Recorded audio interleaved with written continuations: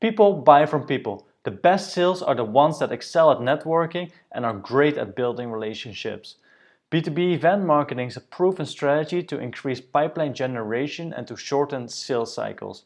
The caveat is that you need to have a very well-defined B2B event marketing strategy because it's very expensive. So in this video, I'll explain what B2B event marketing is, the importance of it, the different types of B2B events, and some best practices. I'll leave timestamps down in the description for easy navigation.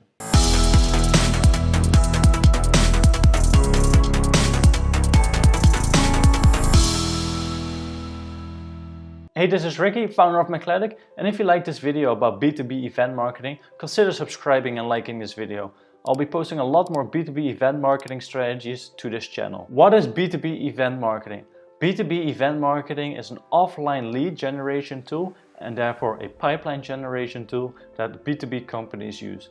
A benefit of B2B events is that you have the ability to put your sales in front of your prospective customers. This way, your sales can build a relationship with your prospects straight away, and this will shorten the sales cycle. It will also shorten the time it needs for your sales to create a new opportunity in the system. So you have to understand why people actually go to B2B events, right? So let's say you're a C-level person of a big company. The reason why you would go to an event is to network with your peers, to gain their knowledge on a certain subject. But also some keynote presentations are very valuable for them. So really what the audience is looking for is to gain knowledge from the field. Sponsors, so B2B companies, they sponsor events in order to position themselves as thought leaders. This will increase their credibility and hopefully their authority in the market. And this should help with accelerating the deals too. Of course, the ultimate goal of B2B events is to drive revenue or more revenue for your company. So why are B2B events so important? In B2B sales cycles, oftentimes your target audience, the people that ultimately make the decision, are very hard to reach. Their agendas are packed, but sometimes they go to events. And this is a key moment for you and for your sales to connect with these people and build a relationship. It's really a unique setting that brings a lot of decision makers together in one place. You can see it as like a B2B gold mine. Actually, studies show that over 90% of CEOs believe that B2B events is a great way to deepen relations with your prospects, to increase your brand awareness, and to accelerate ongoing opportunities. The need for personal connections in an increasingly digital world is very important, especially for senior decision makers. That's also why you see the increase of chatbots on websites and just chats in general.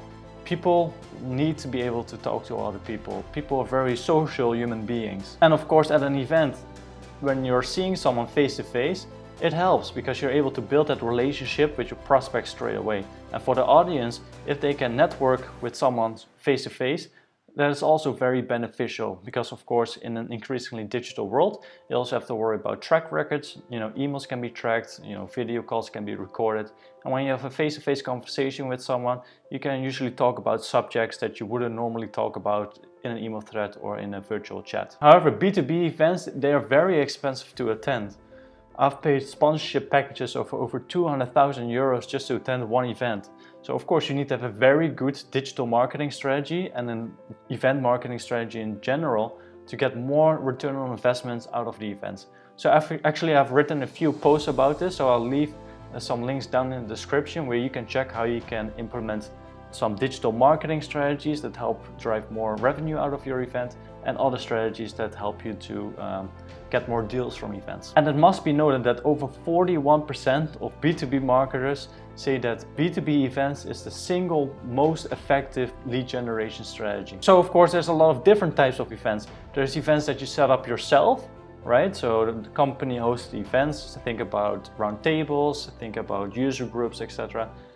But there's also events that you sponsor. So you buy a sponsorship package and you attend that event and you hope to connect to the audience there. So let's focus on some of the different types of B2B events that we have. The first one is trade shows. So with trade shows, you generally buy a sponsorship package. And in this package, you get a booth, you would get maybe a keynote presentation and maybe some one-to-one meetings. So what I always do personally, whenever I agree on a deal with a event vendor, I always want to have one-to-one meetings or a keynote. Why? With one-to-one meetings, I'm able to get my sales in front of people straight away. They have a chat, and usually it's like a 15-minute chat. And of course, your sales can understand what challenges your prospects are facing. With a keynote presentation, it increases the brand awareness of your presence at the event as well. So at the end of your keynote presentation, you can have a clear call to action to drive people to your booth. And this is very valuable. So whenever you attend an event, of course, you also have to make people aware that you're there.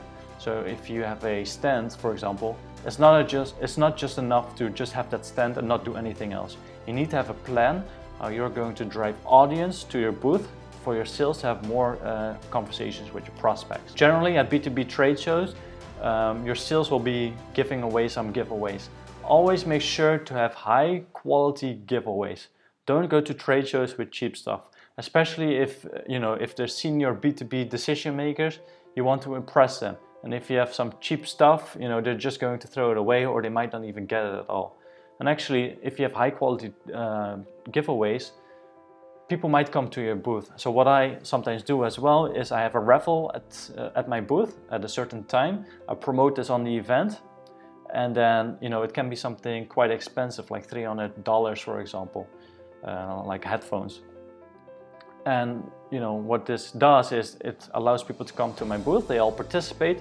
At a certain time they come back, so this is another opportunity for my sales to connect with these people. And then we have a raffle, and there's usually 1 or 2 lucky winners. The second type of B2B event is user conferences. So these are types of events that you usually host yourself. So you have a team, or maybe you have an agency that sets up this event. The goal of this is to get your customers there, your users there, your partners there, so they can all mingle. Actually, it's very valuable to have your customers at events. So for any type of B2B event that you have, you need to have your customers there. Because if you're able to let your prospects connect with your customers, then that will be very powerful, and that's much better than when your sales is talking to people. So back to user conferences. User conferences are great. I would always recommend to invite your customers to present some case studies, what business challenges they solved with your product or your service, and this resonates well with the audience. Also, maybe you need to have some sponsorship packages. So your partners, they can purchase a sponsorship package, they can have a stand at your user conference, and of course your partners, they will also do some audience generation, so it's a win-win. Usually with a user conference, I aspire to have the following division in terms of audience: 40% customers, 30% prospects, and 30% partners. With user conference, it's also a great idea to invite as much press as you can, of course relevant press. What this does is you can do interviews with your customers, because all your customers are going to be there. So this is a great opportunity for the journalist to connect with your customers, and you can make videos about this, you can make PR articles about this, and this will of course increase your brand awareness after the event as well. The next type of B2B event is VIP dinners. This is very important because it allows your prospects to connect and talk to other prospects or other people at the same level. So if you have a VIP dinner, you're generally going to invite senior directors or C-level people. And what's valuable for them is the ability to connect with people at the same level in a certain industry. So, it's always good to host a VIP dinner and talk about a certain topic, or maybe a business case in a certain vertical. If you invite multiple people from various industries, maybe the content will not resonate well with them and they might not come to your event. So always try to have a use case specific roundtable discussion, or maybe an industry specific roundtable discussion. Usually I go for about 6 to 8 attendees, 1 partner and 1 customer. Again, I implement a customer here because then the customer is able to talk to the prospects, and this will generate more value for our company and ultimately drive more pipeline. The fourth type of B2B event is a lunch and learn. This is essentially the same as a VIP dinner, but it's during lunch. So depending on your culture, maybe this is more beneficial. But also generally with a lunch and learn, the audience is of a lower level. So with a VIP dinner, it's really for C-level people or senior directors. But with a lunch and learn, you can also do it for managers or similar job roles. When you're inviting people to a lunch and learn and a VIP dinner, always communicate what's in it for them. If they attend this event, what are they going to get out of it? If you do this, the likelihood of them attending is much higher than when you don't do this. Because oftentimes I see that people promote a certain event, only talk about things that they find interesting, but not really think about what's in it for the audience. So always communicate what's in it for them. This will increase your chances of success and ultimately drive more revenue. The fifth type of B2B event is roadshows. So essentially this is a one-day event or a half-day event in multiple locations across the world. So let's say you start a roadshow in New York, you go to San Francisco, and then maybe you go to Europe, and then maybe you go to Asia. This is very effective because it gives the audience a perception of your global presence. And if the audience thinks that you have a global presence, of course this will increase their perception of your brand. It will show that you have a very powerful brand that's global and that's strong backing. Of course, when they make a decision about purchasing your product or your service, it will make the purchase decision easier for them. It must be noted that roadshows are very resource intensive. You need to have a very good strategy, and you need to understand that it's going to take a lot of resources. So let's focus on some B2B event marketing best practices. So whenever you create a plan for a B2B event, always include your stakeholders before the event. So if you have to make a decision on attending a trade show, talk to your sales directors, talk to your management, because if you have the buy-in, then the chances of success will be higher.